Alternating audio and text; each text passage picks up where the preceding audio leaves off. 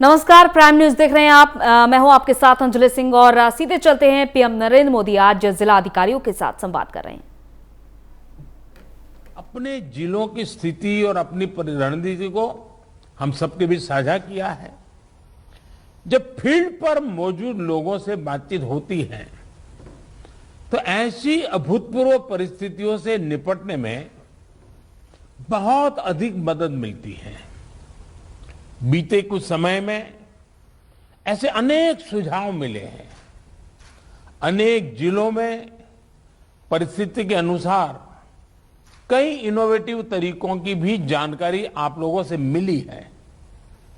गांवों में corona test की सुविधा अधिक से अधिक लोगों तक पहुंचाने के लिए मोबाइल वैन का तरीका कई लोगों ने अपनाया है।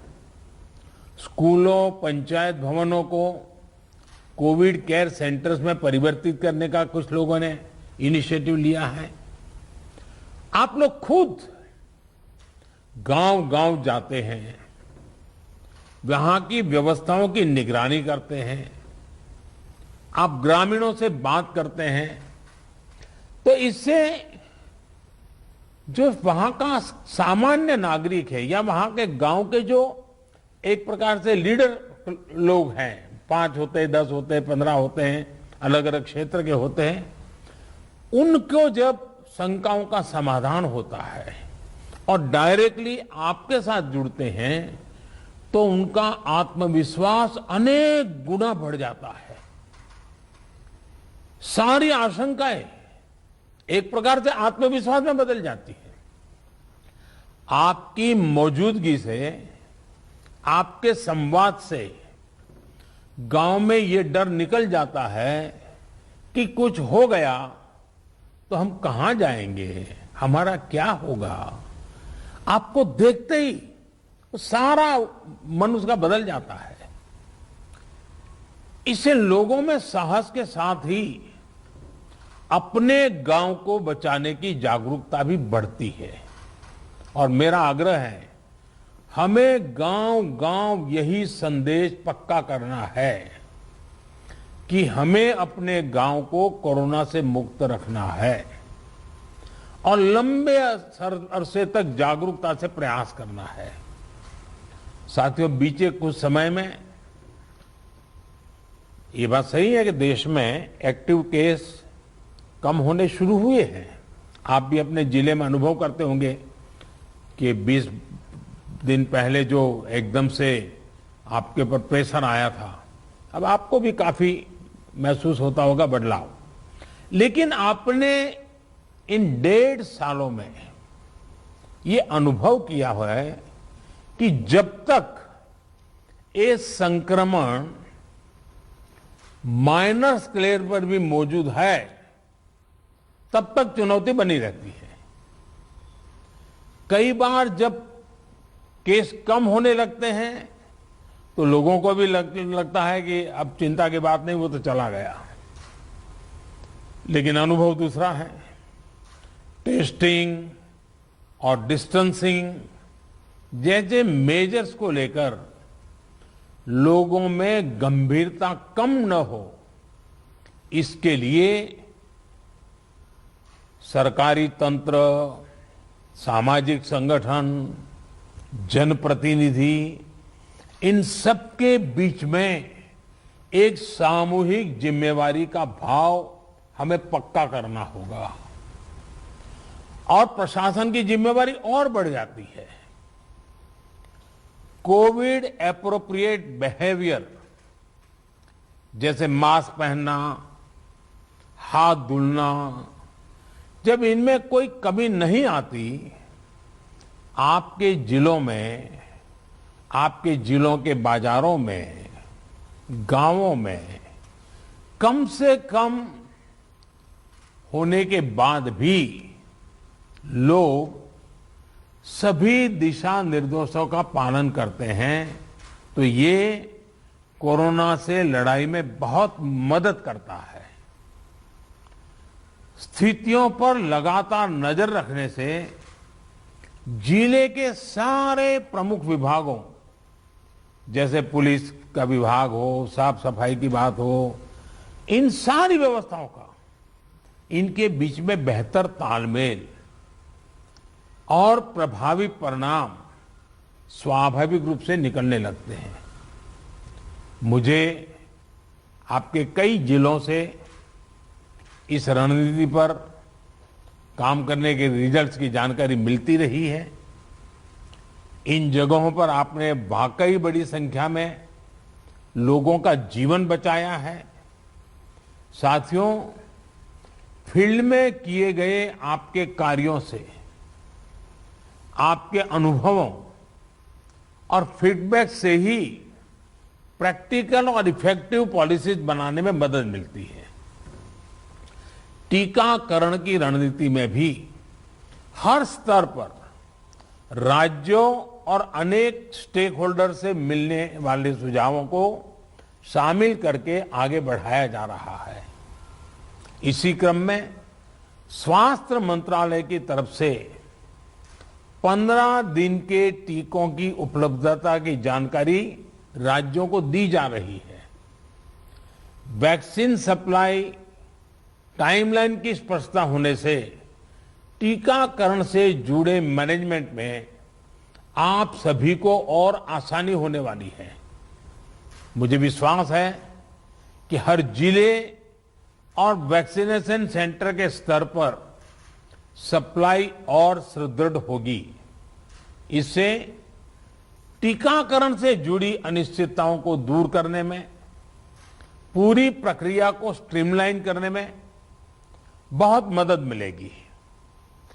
वैक्सीनेशन का जो प्लान है, जो कैलेंडर है, उनको हम नियमित रूप से अलग अलग मीडिया प्लेटफॉर्म पर अधिक से अधिक साझा करेंगे तो लोगों को कम से कम परेशानी होगी। साथियों, पिछली महामारियां हो या फिर ये समय, हर महामारी ने हमें एक बात सिखाई है। महामारी से डील करने के हमारे तौर तरीकों में निरंतर बदलाव, निरंतर इनोवेशन, निरंतर अपग्रेडेशन बहुत जरूरी है। ये वायरस म्यूटेशन में स्वरूप बदलने में माहिर है। एक प्रकार से बहुरूपिया भी है और ये वायरस धूर्त भी है। तो हमारे तरीके और स्ट्रेटेजीज भी डायनेमिक होने चाहिए। साइंटिफिक लेवल पर हमारे वैज्ञानिक वायरस के बदलते स्वरूपों से निपटने के लिए दिन रात काम कर ही रहे हैं। वैक्सीन बनाने से लेकर एसओपीज और नई ड्रग्स बनाने तक लगातार काम हो रहा है। जब हमारी एडमिनिस्ट्रेटिव अप्रोच भी इतनी ही इनोवेटिव और डायनेमिक रहती है तो हमें असाधारण परिणाम मिलते हैं। आपके जिले की चुनौतियां यूनिक होगी, इसलिए आपके समाधान भी उतने ही यूनिक होने चाहिए। एक विषय वैक्सीन वेस्टेज का भी है। एक भी वैक्सीन की वेस्टेज का मतलब है किसी एक जीवन को जरूरी सुरक्षा कवच नहीं दे पाना। इसलिए वैक्सीन वेस्टेज रोकना बहुत जरूरी है। मेरा ये भी कहना है कि जब आप अपने जिले के आंकड़ों की समीक्षा करते हैं तो उसमें अर्बन और रूरल, इसको भी अलग अलग से आप गौर करें ताकि आपका फोकस रहे। इवन टीयर 2, टीयर 3 सिटी को भी अलग से उसका एनालिसिस करें ताकि आप फोकस वे में अपना स्ट्रेटेजी वर्कआउट कर सकते हैं। कहां कितनी ताकत लगानी है, किस प्रकार की ताकत लगानी है, ये बड़ी आसानी से आप कर पाएंगे। और इससे जब ये प्रकार से देखेंगे तो ग्रामीण इलाकों में कोरोना से निपटने में मदद मिलेगी। और मैं भी लंबे अरसे तक आप ही की तरह कुछ न कुछ काम करते करते यहां पहुंचा हूं। मेरा अनुभव है कि गांव के लोगों को अगर सही बात समय पर पहुंचा दी जाए तो वो बहुत रिलीजियसली उसको फॉलो करते हैं, बहुत रिलीजियसली। और जो शहरों में कभी कभी हमको किसी चीज को लागू करने में मेहनत पड़ती है, गांव में उतनी मेहनत नहीं पड़ती। हाँ, क्लैरिटी चाहिए, गांव के अंदर एक टीम बनानी चाहिए। आप देखिए वो परिणाम खुद दे देते आपको। साथियों, सेकंड वेव के बीच वायरस म्यूटेशन की वजह से अब युवाओं और बच्चों के लिए भी ज्यादा चिंता जताई जा रही है। अभी तक हमारी जो रणनीति रही है, आपने जिस तरह फील्ड में काम किया है, उसने इस चिंता को उतना गंभीर होने से रोकने में मदद तो की है, लेकिन हमें आगे के लिए और अधिक तैयार रहना ही होगा। और सबसे पहला काम आप कर सकते हैं कि अपने जिले में युवाओं, बच्चों में संक्रमण और उसकी गंभीरता के आंकड़े व्यवस्थित करें। अलग से उस पर रेगुलर आप एनालिसिस कीजिए। आप स्वयं भी, मेरा सभी आप प्रमुख अधिकारियों से आग्रह है कि आप स्वयं भी उसका आकलन करें।